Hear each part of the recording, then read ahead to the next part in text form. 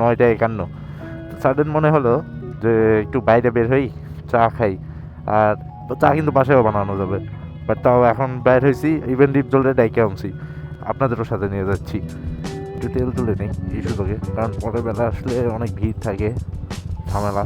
এখন এই রাতের শেষ সময় ফাঁকা ফাঁকা আছে, আরামসে তেলও তুলে নেবো, এক কাজে দুই কাজ করে ফেলে দেবো।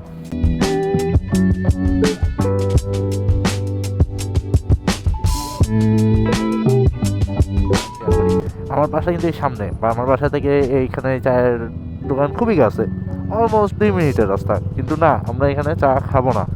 আমার গাড়িটা দেখেন এখন 1733 কিলোমিটার। দেখেন কতগুলো চায়ের দোকান আছে, অনেকগুলো আছে, কিন্তু আমরা এখানেও চা খাবো না। তো গাইস, আমরা চলে আসছি ফাইনালি ওখানে।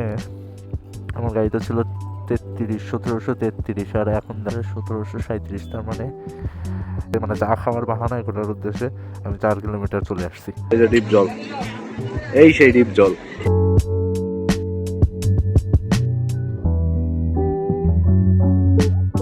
তো এখন ঘড়িতে সময় 10টা 23, আমাদের চা খাওয়া শেষ, এখন আমরা বাসায় ফেরত যাচ্ছি। এই দেখেন কুয়াশা কুয়াশা। তো বাই।